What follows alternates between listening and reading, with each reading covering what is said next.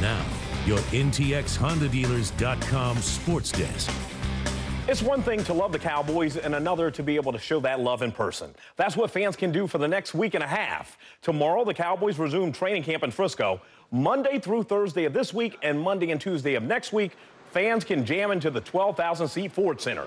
Tickets were made available for free to see the boys prove that practice makes perfect, the ultimate fan experience. And this is a special thing we're doing here these next 10 days. We've never done this before.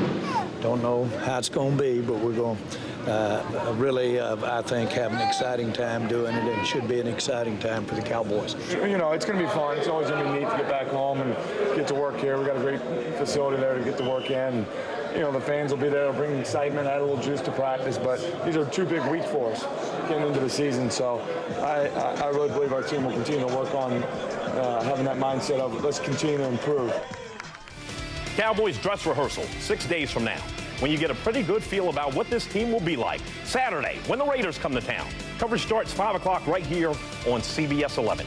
About the only us now, talking Cowboys and their fans. I think everybody's pretty excited after that first drive when they marched down the field pretty easily preseason the other day. Dan, we're all geeked up. The Cowboys get back to work tomorrow in Frisco. The first of 6 practices where fans get to watch up close and personal for free at the Ford Center.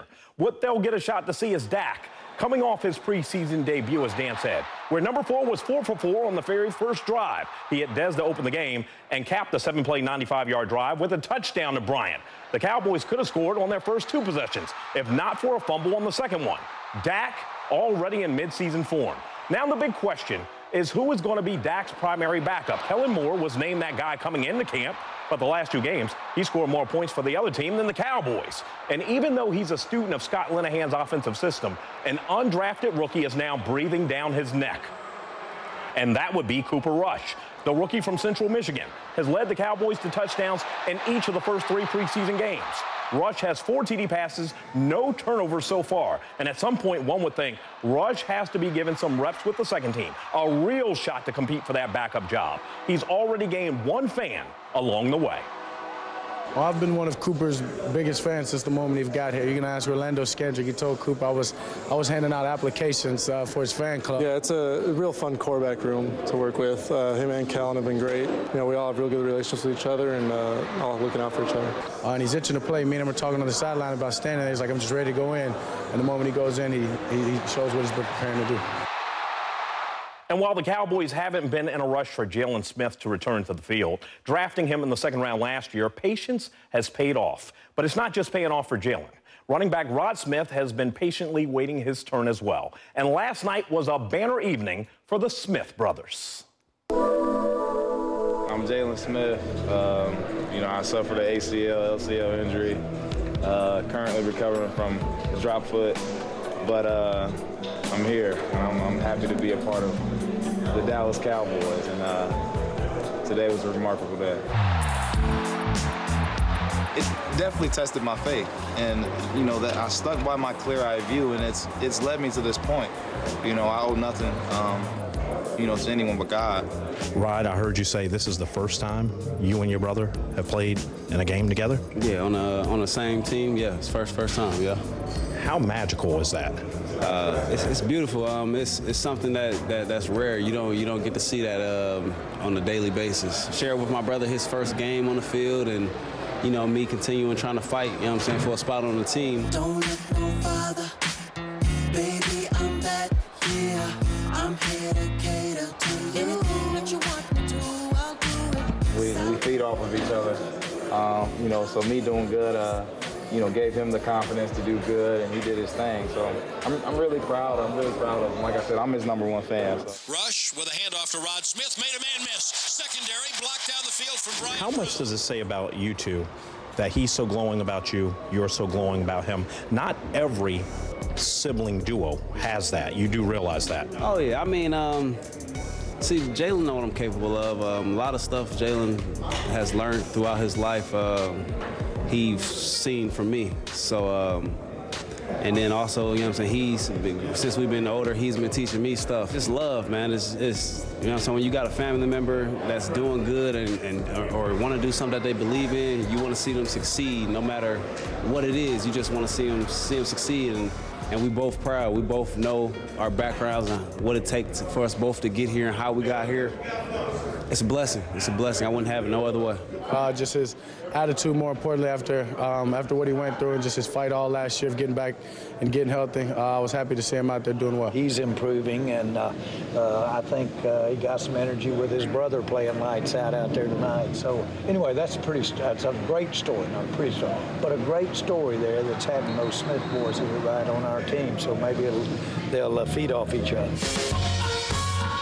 Our mother and our father, they've done a great job at raising us, and we love them. We love them dearly. We're very thankful to have them as parents. They raised us the right way, and we were able to display that, on national television. I'm a mama's boy.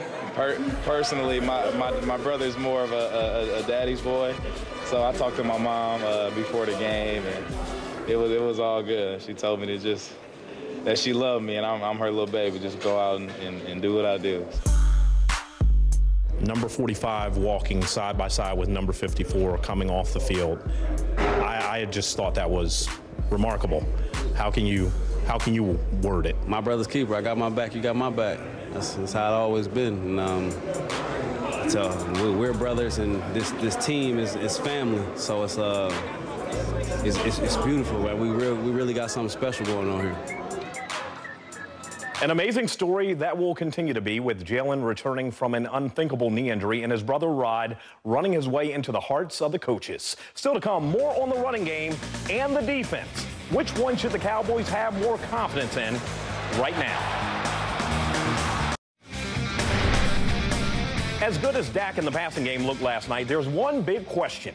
Ezekiel Elliott held out of action again last night with his appeal hearing for a 6-game suspension still 10 days away. Elliott is eligible to play in the meantime, which begs the question, why was he not out there against the Colts? Cowboys owner, president, and GM Jerry Jones normally does not hold back when it comes to controversy, but so far he's handling this Zeke thing totally different.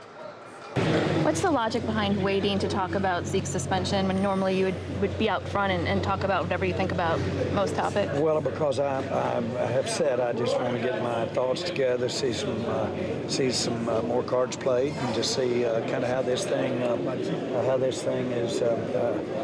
turns out. I know that they've got a real important date set, and want that to have every opportunity it can to have things in its best light.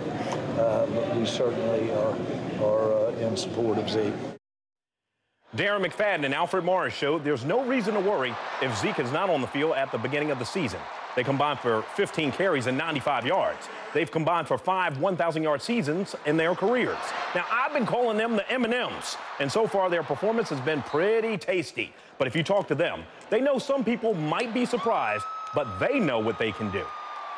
Felt great, man. I think it just really shows how much preparation we put into our game, and what our offense is really capable of doing. We had a great first series, and we tried to follow it up with another one. And, unfortunately, I put the ball on the ground. It's something I don't do often, but I'm definitely going to correct it and make sure it doesn't happen moving forward. It was good to get out there and just get the legs going, so because you just like, a little bit and I'm out, so it was a good feeling. I don't say good like 30 times, but hey, there's nothing wrong with saying it feels good, Alfred. Yeah, it does. It felt good.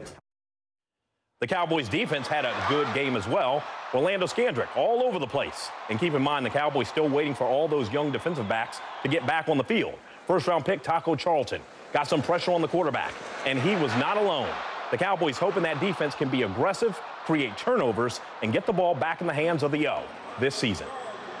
It's exciting, and I'm excited about some of those guys out there with him, Collins, people like that, fool around here and really have a better defense than maybe we had thought. Cowboys dress rehearsal 6 days from now, when you get a pretty good feel about what this team will be like. Starters play in their most minutes of the preseason Saturday when the Raiders come to town. Coverage starts 5 o'clock right here on CBS 11. Some college football news.